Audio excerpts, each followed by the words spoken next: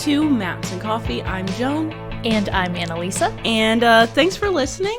This is the podcast about small towns. We basically find those places that people usually skip over or drive right by because they're usually trying to get to the big towns, and we highlight the little ones. So that's what this podcast is all about.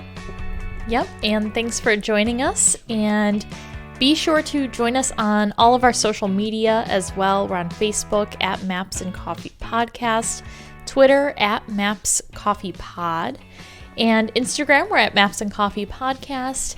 And you could always reach us on email. You can reach out to us, mapsandcoffeepodcast@gmail.com. So thanks to all of our listeners and anybody who has reached out and follow us.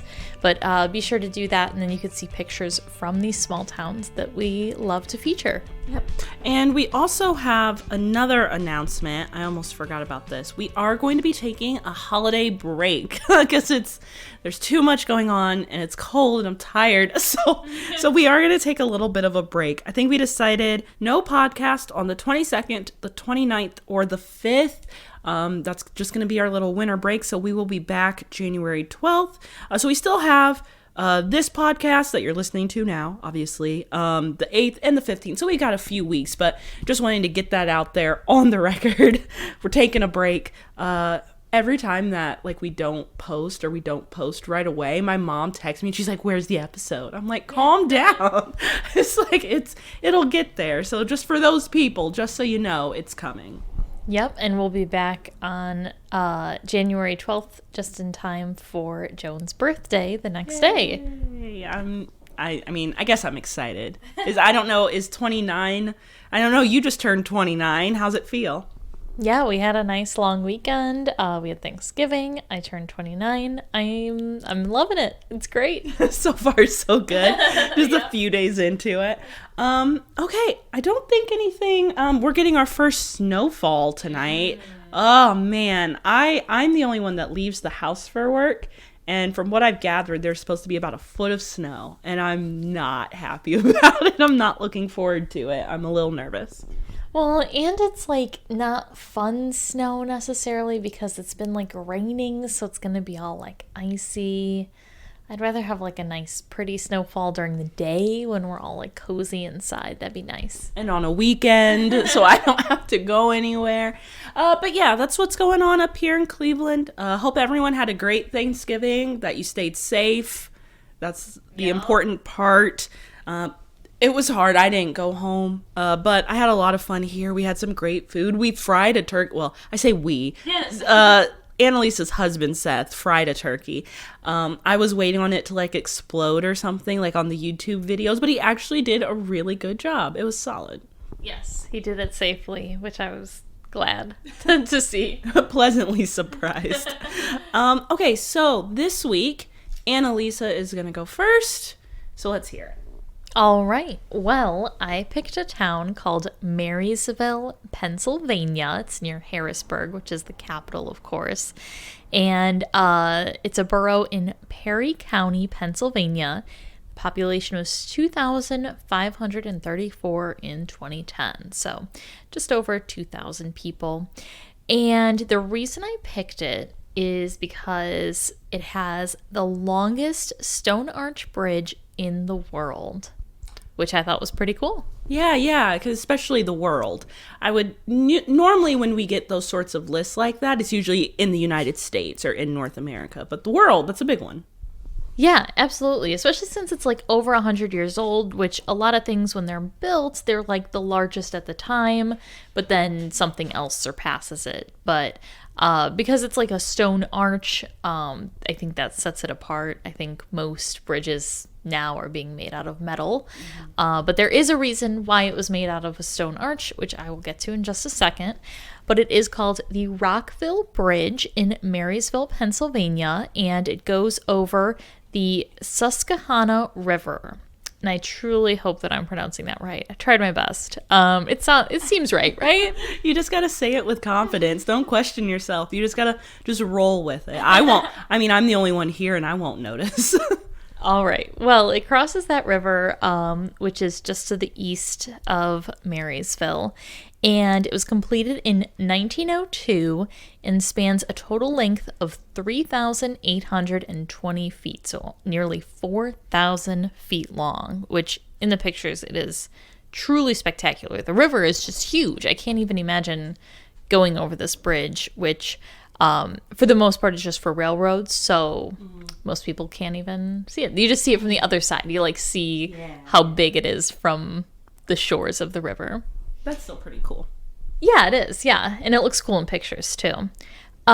So it was at the time and remains, as I said, the longest stone masonry arch railroad viaduct in the world. And they started constructing it in April 1900. So it lasted about 2 years of construction. And it was constructed by the Pennsylvania Railroad. It has 48 of those spans, like of the arches, and those arches are 70 feet long. Oh, geez. Yeah. Okay. So yeah, like I'm trying to picture it now. Yeah. Like, I mean, I was imagining a very long bridge. Like, that's cool. But at least putting numbers to it, you know, in those bite sizes that are a little more digestible. Geez, that's a long ass bridge. Yeah, because some bridges are only like one arch long. Mm-hmm. So like, just imagine essentially like 48 of them. Yeah, that's insane. So it starts in Marysville and then goes into Rockville, which I guess is why it's called Rockville Bridge. And when they made it, it was made out of 220,000 tons of stone and took 800 workers the 2 years to build. At the time, a lot of people were using wooden bridges for railroad crossings, which makes sense. You can kind of picture that in your head. And basically, one engineer was kind of like, these wooden bridges aren't working for us anymore. We need to create something more substantial because wooden bridges would get flimsy over time. Trains were getting larger and heavier. And also, one thing I learned is that sparks from the train could potentially cause a fire for the wooden bridge too. Yeah, and didn't even consider that. That's an interesting fact. So, and then the railroad's main line, not only were trains getting heavier and bigger, but also there were more of them because the main line used to carry 7 trains a day, and now it was carrying 100 trains a day. So really going up there. And so some bridges at the time were also made out of iron. That was a popular thing to use as well. But apparently iron spans could get overloaded, and if they weren't maintained properly, they could potentially break, and that would be tragic if a train or cars or anything were going over. I guess not trains or cars at the time, but you know, if anything were going over it, then that would be bad. So William Henry Brown is the one who kind of advocated for these stone masonry bridges, and he was the chief engineer of Pennsylvania Railroad. The stone arch bridges were costly, which is why people didn't necessarily want to do it, but they lasted longer. That was what he was advocating, and that they were easier to maintain and that sort of thing. So, so the Pennsylvania Railroad made quite a few of these stone arch bridges. Some of them were only like 1 arch long, as I mentioned, but some of them, as the longest one of this Rockville Bridge, was 48 arches long. So yeah, William Henry Brown was advocating that time would be better for this stone arch bridge, and it would maintain these freight and passenger trains and the growing number of them. So when the bridge was constructed, it was actually considered a military target during the World Wars. And so armed guards actually protected it. And then it was also featured in the railroad's calendar series. So a lot of it gained popularity there. I'm just imagining a calendar of pinup trains. I don't know why. Yeah. That's exactly what my mind went to, and I'm disgusted at myself. Sexy trains. Right? Like, okay. And then, So the bridge withstood the flood of March 1936, and there's also a tropical storm in June of 1972, which could have also taken it down. Nearby, there was a 28-arch stone bridge, and that was actually washed out by that tropical storm in the flood. So it's withstood the challenges of time and flooding and weather. There have been some issues with it in the sense that there was like a piece of it that fell down. It cost about like $1 million of damages, but they were able to get it back up. And I didn't read anything about like anybody being hurt in that instance. The Rockville Bridge was added to the National Register of Historic Places in 1975, and the bridge is currently used by the Norfolk Southern Railway and Amtrak. So I guess if you took an Amtrak train, as we want to do, it's on the bucket list to take a train trip cross country or just somewhere. I think that would be awesome. So now we know, in particular, see if we can get across this bridge. This place also stuck out in my mind because it's really close to the Appalachian Trail, which if I want to travel more of the Appalachian Trail, it's just like a quick stop over in that area. So you could potentially see it there too. But yeah, it's kind of just a cute little area. The Susquehanna River looks really pretty and like huge, and people go like kayaking there and canoeing. And yeah, it looks really cool. But I also looked up Marysville, of course, the town. And if we were going there, I think we would stop at the Waterfront Bar and Grill because it has like views of the Susquehanna River. Yeah, really cool. That would be nice. Where were we? Where we went on a hike and then went and ate, and we were right by the river there. We were at the ghost town. It was for the ghost town of Helltown. Trying to find it. Yeah, but then we went to a different town, and now I'm forgetting what it was called. I know the different town was. Anyway, nice views. So Sounds like fun. I can imagine us going there. And I also found a brewery there called Liquid Noise that had some good beers as well. That sounds terrifying. That sounds like a college bar. Yeah. Well, I don't think it is. I think it's just like fun beers. Mm-hmm. And the town just celebrated its sesquicentennial, which means its 150-year anniversary in 2019. And I found one other, like, quick random story about Marysville that I thought was kind of fun. Nearby on the river, someone erected a Statue of Liberty replica. And it just like appeared one day, and apparently people were like driving over a nearby bridge and like looking at it and like, what is that? Like it was just like this huge Statue of Liberty replica in 1986.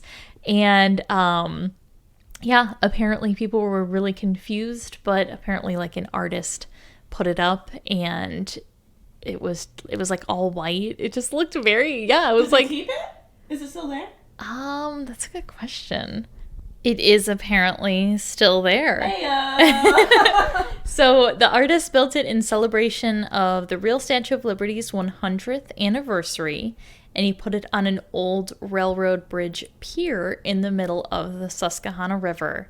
And yeah, it's apparently still there today.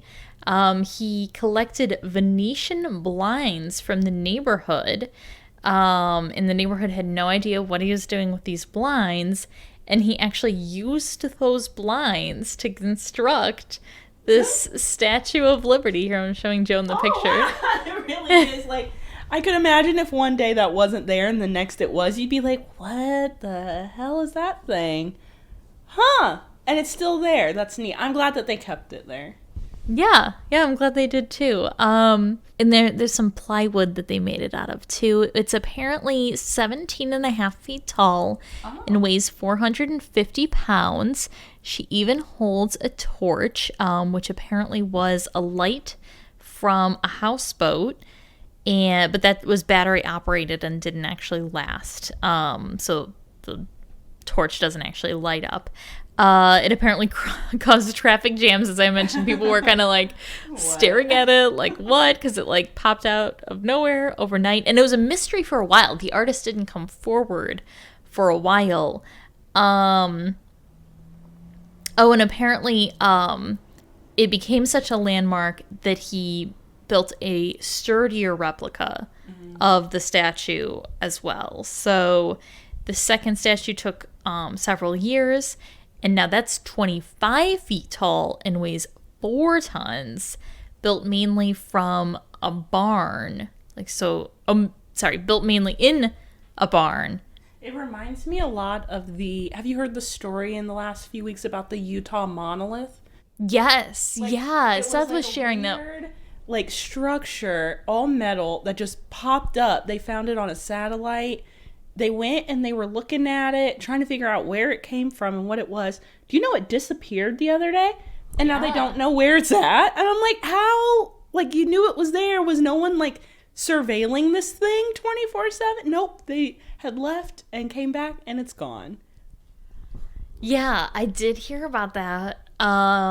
Maybe like in a few years, just like this, we'll like find out what actually happened with it. But yeah, that's pretty spooky. Maybe it's an alien. And they were like, nope. They were like, never mind, this place is crazy. So that's Marysville, Pennsylvania. Seems like a really nice place to visit, really pretty. I would 100% go there. Ready for mine? Yep, I'm ready. Okay. I did Whittier, Alaska. Have you heard of it? No, but you know I love Alaska ones. Once I saw this, I was like, am I going to do an Alaska one? I am. I just learned that Alaska has the most coastlines of any U.S. state. That makes sense. I'm sitting here like... It's like the largest. Yeah, that makes sense. Yeah, of course. Ocean. Mm-hmm. Okay. Whittier is a city at the head of the Passage Canal in Alaska, about 58 miles southeast of Anchorage, if you can picture that. The city is within the Chugach census area. Chugach?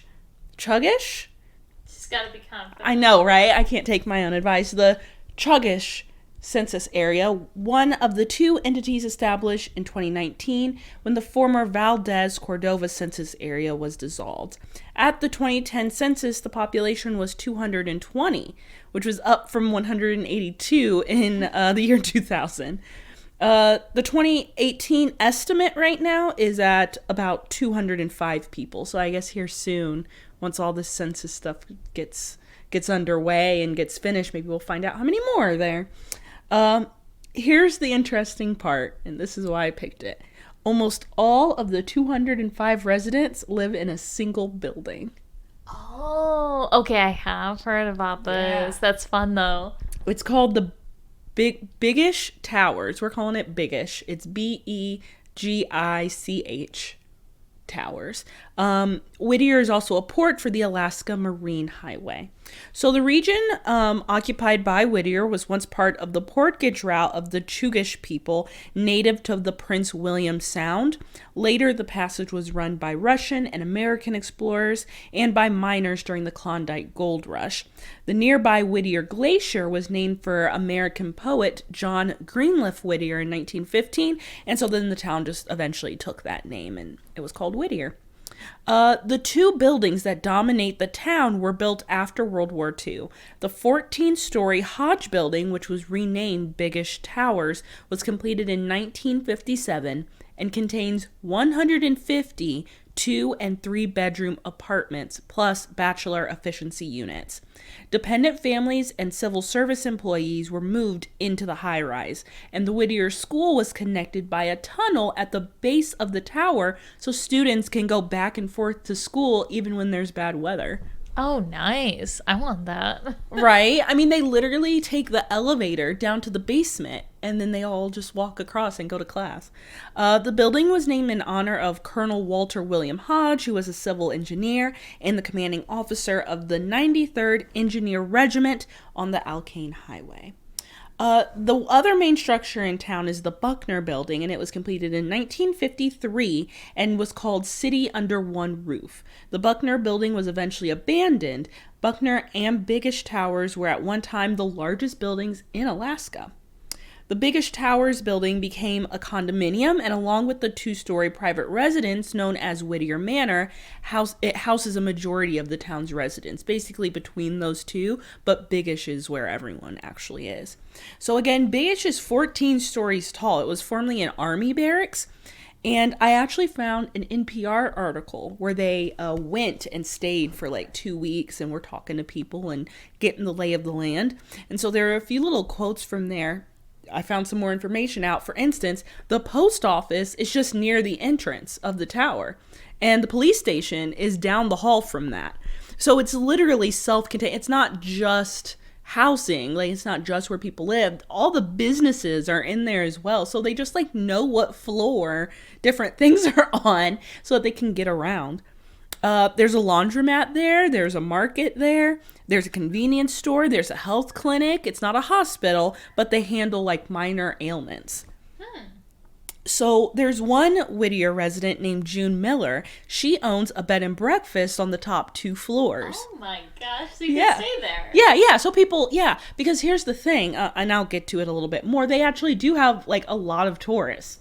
Kind of weird, but what I really thought was cool about June, she prides herself on having the fanciest and prettiest, best interior design condos for rent in the whole town, and she's outfitted the bed and breakfast rooms with binoculars. So people in town, they said that most people that live in the building, if they live on the harbor side, they all have binoculars.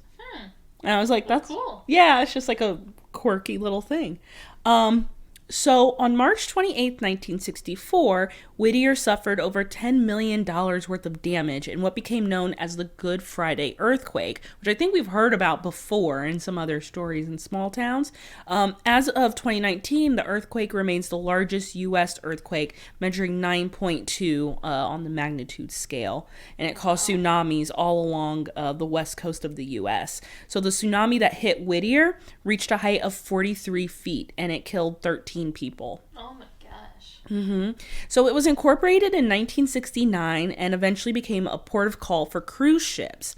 It's utilized by local operations and about 100 passenger mid-sized cruise ships. So when the Anton Anderson Memorial Tunnel opened to public access in the year 2000, it became the first highway to connect Whittier to Anchorage and inner Alaska.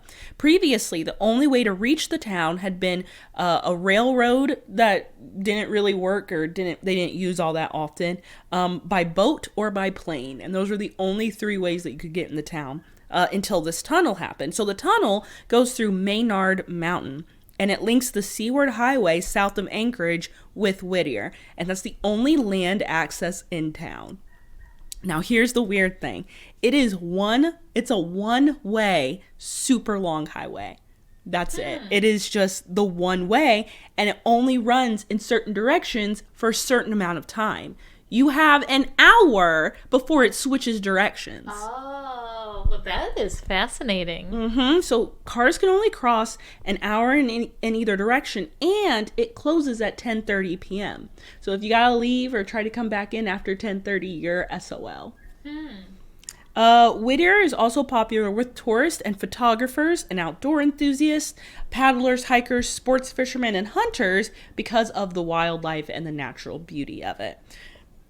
So Whittier is located within the Chugach National Forest, the second largest national forest in the U.S. So that's why. Here's something I just thought was interesting, because could you imagine just living in one giant ass building like that?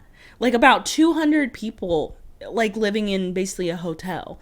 And I don't think I could do it. I feel like I'd be driven nuts after a while, and like everyone, and you're always sharing wall space, and even if you're going to school, you're using the tunnel, and they don't hardly go outside unless they need something. Do you think you could do it? Yeah, because I think that they would go outside for like nature and stuff. Like they probably just go outside just to be outside and some of them It's probably just so work. isolated. They probably work on the water, like fishing and stuff. But I don't see a difference between that and like apartment complexes that have like, businesses and stuff in it that you would just stay in. Potentially. I'm also thinking about how cold that shit would be. Well, that's why I think I would like it, because I wouldn't want to go outside. You're weird. Well, the reason I bring that up is because they actually broke down the age distribution, which I just thought was interesting to see, especially with our age group, how many people are actually living in there, like proportionally. So 13.96%, so about 14% of the population is under the age of 18. About 3% is between 18 and 24. I feel like those are the ones that are about to lose their minds. They're like, I hate this. Yeah. 24%, just about 24%, is in our age range, 25 to 44 years old. And 52.25% is between 45 and 64. Only 6.76% is above the age of 65. So the 25 to 44s, obviously, they make up more than half of the group. But yeah, I feel really bad for those 3% 18 to 24-year-olds. Woo-wee. Well, they probably go away to college or something. Maybe that is why the difference exists, because they don't have a college there. That's also very true. That could be. And then here's one last little thing about it. They have t-shirts that say POW. POW? Can you guess? I mean, that typically stands for prisoners of war. Oh, prisoners of the name of the town, Whittier. Okay, yeah. Whittier. Yep. So that's like their thing. It's that they have t-shirts that say POW, prisoner of Whittier. And now I want one, even though I'm in Cleveland. So I wanted to show you a picture of the place. This is what it looks like. That's about what I pictured, like a typical hotel almost looking place, like a Holiday Inn. Yeah, just about. It sort of reminds me, the concept reminds me of that, what's that TV show that we watch where their souls go to we talked about it. Yeah, we did Upload. I thought you were going to say The Sweet Life of Zach and Cody. No. That would be hilarious. Oh my God. Could you imagine though, like I'd watch a sitcom about Whittier, Alaska. So there are things to do there. Like I said, they have a really big tourist population. Most of it is because of their outdoor activities. But you can go see the Anton Anderson Memorial Tunnel. I don't recommend it if you have claustrophobia. Because it is, I mean, it's just a dark tunnel. But it is like a long highway to get you through the mountains. They do have the harbor. There's Whittier Harbor that you can go see. The Prince William Sound Museum is nearby. They have Horsetail Falls Trail. I feel like you would love that. There's some parks. Like they're in the middle of a national park. So there's a marine park, the regular national park. Crazy Ray's Adventures is one of the best fishing experiences in all of Alaska. So there's things to do. Although I did try to find a coffee shop and I couldn't find anything. I'm sure there's something in the tower, but I could not find that list. So yeah, that is Whittier, and I just thought it was a nifty little place. All right. Well, very cool. We hope that you enjoyed our small towns and traveling with us today for Maps and Coffee podcast. Why'd you come up with that? I don't know. I just said it. That's cute. Oh man, now I'm nervous. Well, thanks for listening. I'm Joan. And I'm Annalisa. And don't forget, all you need for an adventure is a map. And a cup of coffee. Did I do better? Yeah, that was cute. Thanks.